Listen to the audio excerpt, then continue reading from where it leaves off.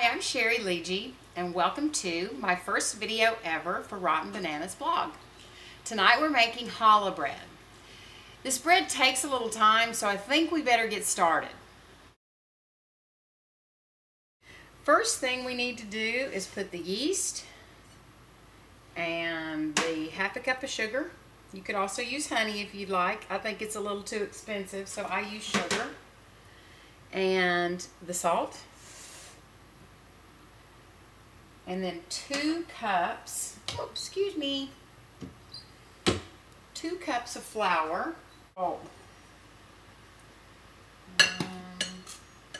This is a little awkward with this knife.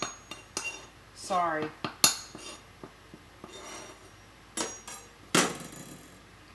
Two cups of flour. Now,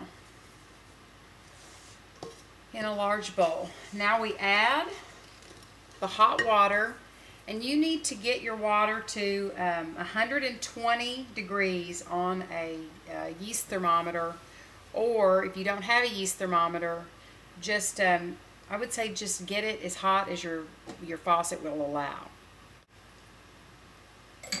Okay, next we're going to add the water at 120 degrees approximately.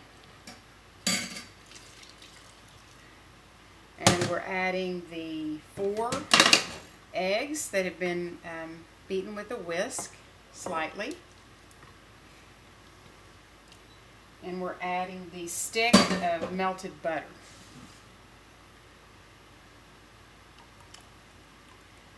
The recipe says to beat hard with a whisk until smooth, about 3 minutes. Let's try that.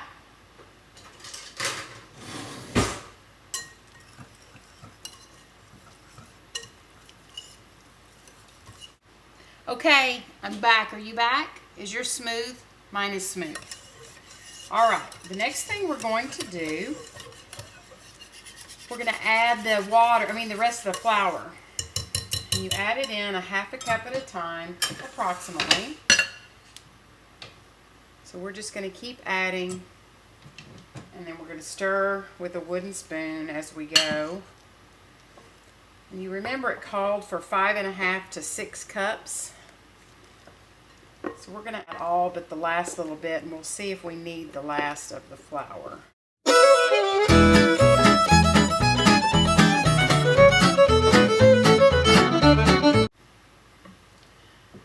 Okay, this is what my dough looks like. Okay, next we're going to flour a wooden board. It says lightly. And we're going to turn this dough out onto the board. And we're going to add a little bit of flour at the time, and we're going to knead it until it becomes sort of smooth and elastic. Here it comes.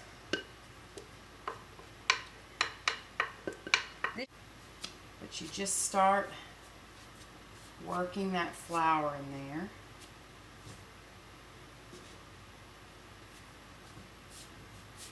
So you can start to kind of work with it.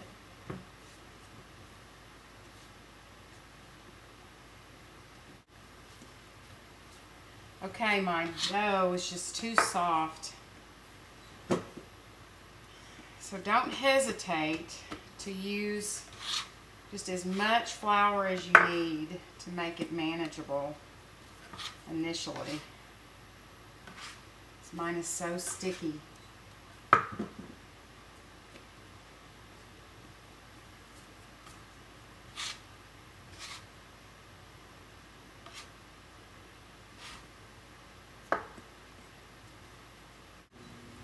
Okay, so I've cut away, and after much kneading and much flour addition later, I've got a dough that resembles the texture and the sort of the firmness that I was looking for.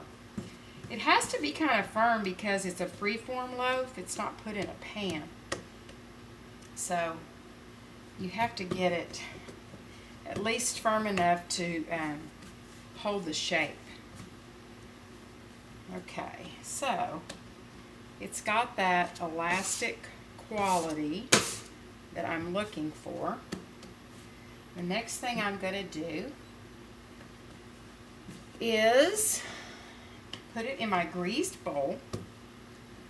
I'm going to turn it over once just so the top will be greased too. And then I am covering it with plastic wrap. I'm going to put it, it says to let it rise in a warm place. I preheated my oven to the lowest temperature it would go and then left the door open. And so that's where I'm going to put mine. So it has to rise for 1 to 1.5 hours. So that's what we're doing next. Look how big it got. I hope yours looks right too.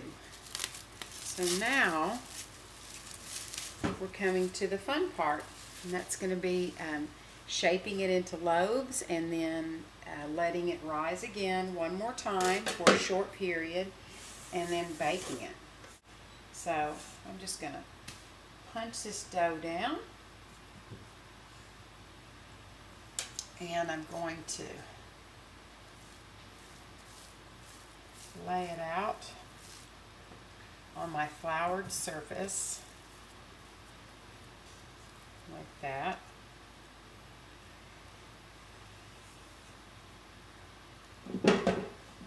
Now if I were doing a traditional braided loaf, I would divide this dough into 6 equal parts. But since I'm doing just a loose spiral version, I'm just going to divide that into 2. I'm just dividing it into half. And then I'm going to sort of roll like a snake of dough out and make my spiral from there.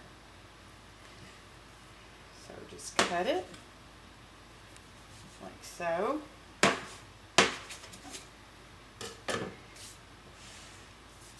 Flour your hands and flour the dough. And this is how I do it. Just begin to roll. Is that better? So you can just roll it outwards into a big snake shape. Okay, so I've got a long, just snake shape that's probably 1, 2, a little over 3 feet long. I'm going to take my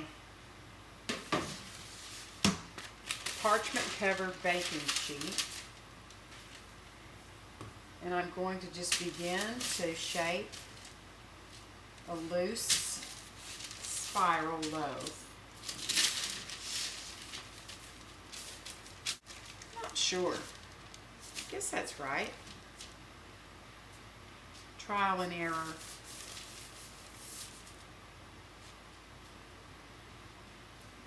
It's easier than the braid, really quick. Okay, there's that one. Got one more.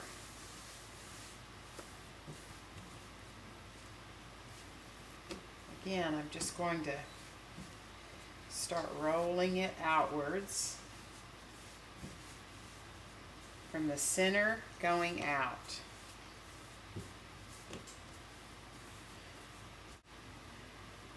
Really, I guess you can just sort of roll it. That's what this one looks like. See? I don't know. Okay. So we cover them in plastic wrap one more time, and we let them rise again.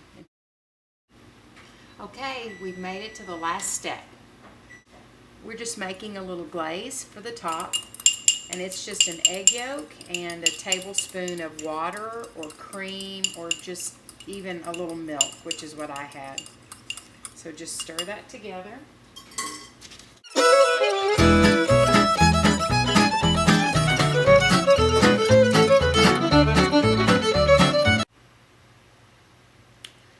Well, I hope you enjoyed my first video